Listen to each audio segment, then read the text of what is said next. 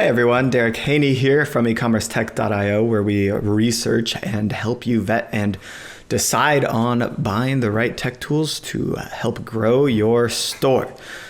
Today I want to talk to you about something a little bit different than technology. I want to talk about live chat. And if you are, for instance, a Reamaze customer, you might already be using live chat, but you might not be using it to its fullest. So we're going to talk about how we can actually drive sales and revenue with live chat. Let's get right into it. About me, I've been in e-commerce technology. I've been in e-commerce. I've been in agency life for a long time. And now at EcommerceTech.io, we have over 100 merchants under management, over 150 partners in the tech landscape. I literally spend all of my time doing demos with tech partners. So I have a pretty good understanding of technology. And then recently, in the recent past, I also dove really deep into live chat. I consulted on a project that helped really uncover some unique insights, and I'll share those with you in just a second. So as we get into it, I just have to ask you what you think the ROI of your customer service team is. Right now, you're probably thinking ROI, they cost me money. This is built into our COGS essentially. You might layer COGS, customer service, shipping, taxes, and you layer that on top of your cost of goods sold sometimes and just see it as a sink on the business. But we all know, I think people are fairly aware that if you didn't have customer service, you wouldn't have much of a business at all. But truthfully speaking, even without it being a retention play or about keeping the customer happy or anything like that, there is a opportunity to see real revenue generated from a customer service team and track that and report on it in your business. So there's kind of two types of customer service interactions that I want to talk about in e-commerce. And we're just going to skip post-sales and just only talk about pre-sales today. So the pre-sales conversation is pretty much, it's the same thing for every business. It's handling objections. How does this product work? Is it going to work for me? Do you have it in the right size? Do you have it in stock? How long is it going to take to get to me? Why does it cost so much? What does it cost? What is it going to cost if I buy it like this or like that, with this feature, with this personalization, whatever it is in your business, right? Very similar questions and objections that you have. And people have these all the time on your site. This is probably one of the secret kind of hidden reasons people are leaving your site and not purchasing from you. And there's actual data that backs up that if you are able to handle these objections before they leave, especially in an interactive approach, then you are likely to increase that conversion rate. And that's where our ROI is going to come from, of course. We can also see it on social media, right? So we can see that if people are commenting on social posts, there should be some sort of response from you, the brand, in order to push forward that sale. If you just kind of chime in here and say, yes, you do need these. Here's a 10% off coupon code. Christine, Whitney, you can have it right now. It's yours. That conversation and having that in real time, I think you can see how that might increase conversion rate, close some sales, and also how you might be able to track that back to your team. It also looks like this on the website, right? This is the Reamaze contact form. You can either search the knowledge base, you can check your order status, or you can start a conversation with them directly. You can also go to the social handles. It's perfect. And I do, really like the ability to mitigate tickets. Sometimes you want to choose your own adventure here, but ultimately it does need to lead to a conversation with a real person if you can't get the answer on your own. So having one of these on your site is very valuable, but only if done right. And I'll get to that in just a second. Here's what it looks like from the stats across the industry. Apparently, it's 13 to 60% increase in your average order value, 20 to 40% increase in your conversion rate, and a 20% increase in customer satisfaction. That's amazing results for your business. So why isn't everyone doing it, right? Well, it's because it's a little bit trickier than just saying it, right? It's not as easy. It's easier said than done. But the cost, when you add up all of those kind of metrics and average and standardize it, is, you guessed it, 13% of your gross revenue is what you're missing if you're not doing live chat in real time and effectively, if you're not doing it properly. So it all makes sense because of this simple concept that when you ask a brand a question, you want an answer now. You don't want to answer tomorrow. And I have urgency when I'm on your site. I'm wanting to buy typically now. A lot of products, especially in e-commerce, are not something that we're mulling over for that long. So if I can buy now, that's why I'm here now, is to buy. And so I want my answers now so that I can be assured that I should buy now. So the average response time of other channels, right? Email is 13 hours. Contact us form is actually longer than email, we found out. And chat to email can be 20 hours. So by the way, if you put the chat widget on your site, I should have said this earlier. If you put the chat widget on your site and you just use it to collect email addresses, this is a terrible customer experience. It's proven to lead to higher response times. It's missing the mark because they thought they were going to talk to a real person, and now it feels like a lead gen form. And of course, that gap that's increased is immediately losing out on sales, because every minute that you waste after they've wanted to contact you is a direct cost to the business. It's just a typical graph that slowly you see conversion rate really high in the beginning and then just quickly drop off there at the end. So with a live chat, your typical response time between 10 and 90 seconds is actually most desirable. 10 seconds certainly will put you in the cream of the crop, best e-commerce business in town, or on the web, I guess. And then, 90 seconds is good. I won't fault you for 90 seconds. Like 5 minutes, that's a really long time, especially if you have a lot of mobile traffic. That's just impossible. 10 minutes, too long. And then, of course, just going straight to email thereafter. Totally missing the mark, and proven to decrease conversion rate, by the way. So putting chat on your site and just sending them to email decreases conversion rate, leads to a negative customer experience, and will cost you revenue. So the faster response time obviously makes higher conversion rates. And by the way, 20 to 45% of those live chat conversations, the pre-sales chats, if you do this properly, will result in a new customer. What that means is that it's worth the time of a customer service rep talking to somebody, because there's a 1 in 5 to 1 in 2 or 2 in 5 chance that they're going to purchase from you. So if that works within your margins, then you should be able to think, kind of reverse engineer, 5 minutes of their time, how much that costs, and the fact that it's increasing the conversion rate, yada, yada, means, yeah, it works. So this is what the project I worked on that I alluded to earlier.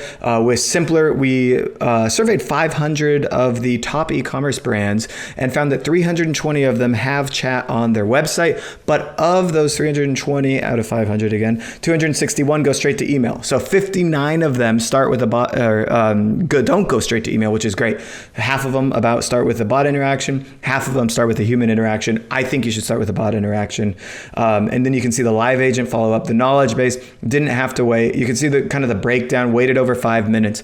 It's all there. So 59 out of 500 had had an opportunity to not just be pushed to email. And then I think the answer was 36 of them, or about 7% of brands, actually had a person ready to respond to you in real time. And these are like top brands, big brands. I think the Staples was in here, like Movement Watches, like a bunch of other brands.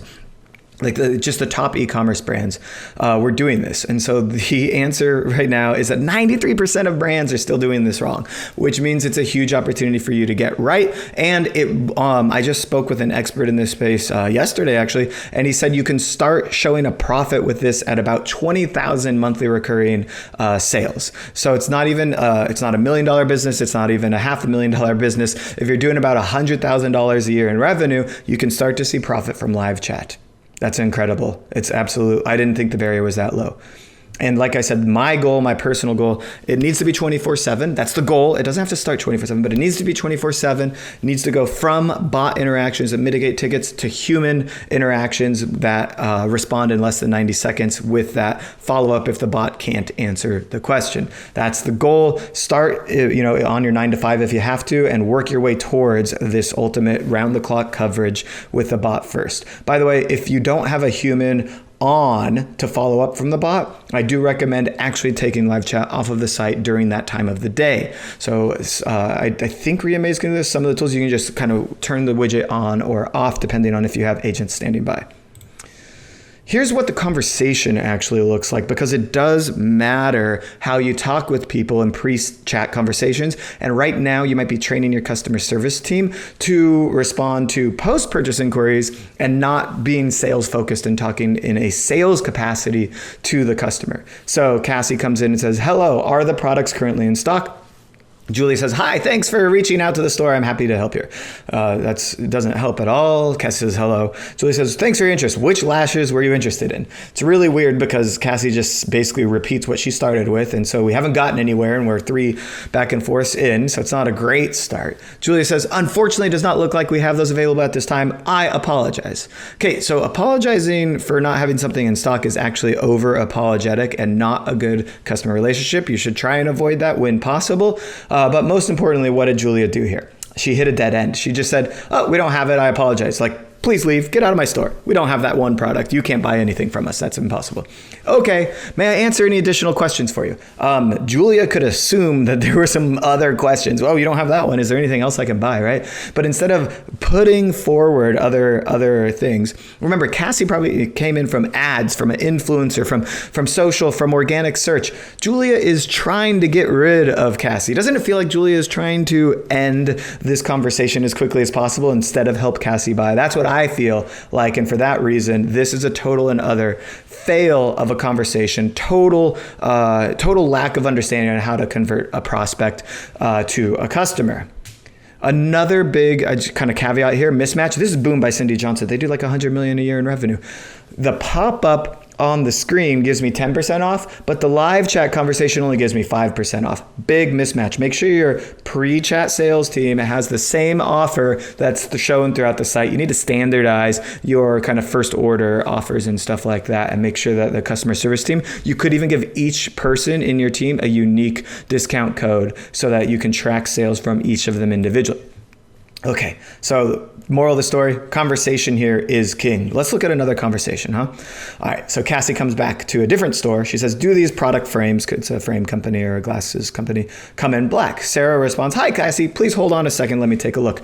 Great, and it was in under 90 seconds. So we know somebody's working on us. Even if it didn't, the second response takes a little while. They're researching and they're working for us. I'm not leaving the site while I'm waiting for Sarah's second response, right? Both color for this product are in stock, only these 2 at the moment. Sarah sends the link. I call this show, not tell. You put them right back to the product detail page. Perfect. Great work, Sarah.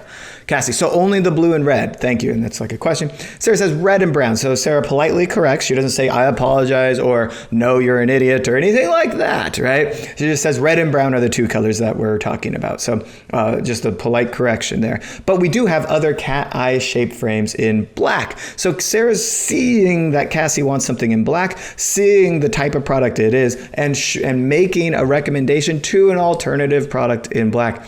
Cassie is going to buy, right? Cassie is finding a product for herself today. She's not leaving. And then there's a moment of silence, like 2 or 3 minutes, nothing's happening. Sarah says, how about this one? It's one of our best sellers, link. So trying to re-engage the conversation, because Sarah knows if Cassie comes back and looks at that product, Cassie is more likely to buy. Sarah says, you're welcome. She misspells it. Nobody cares about the misspell, right? Like, it's totally fine because the experience is great. Let me know if I can help you. Hope you enjoy shopping with us, which is a great way to say, you are buying from me today. Perfect, successful sales. That's as best as you can do to close a sale. So really quickly, the words that you say matter. Most common words that you can see, like please, number, return, email. Can you please help me find an order? Will you get? You can see all these words over here. Hesitate is a useless word. Don't say it, right? Don't hesitate to reach out. Like no one's hesitating here. Sorry, use sparingly when you make a massive mistake. We don't need to find things because things aren't really lost. You can show people things because they're discovering them, right? So find implies lost, and so you can just kind of tweak that wording around. Pleases and thank yous turns out are very beneficial for business, so do continue to be cordial. And online is a bad sign that you're actually offline. If your website is operating, you should be online. So we should try and avoid using the word to, we'll be online in a few hours. It's like right now we don't have a person available. We'll have a person available in a little while. It's a little bit better way of phrasing it. Okay, we're almost out of time. Some sub goals of this is we can collect data and start personalizing based on how they respond. We can do customer development. We can turn these questions into content for our knowledge base. We do need sales training. We need to understand how this impacts our margin. Here's the 6-step strategy that I'm not even going to talk about, but you could screenshot this right now or ask me for the slides in just a second. Here's some other random takeaways that I don't have time to get into because I'm all out of time.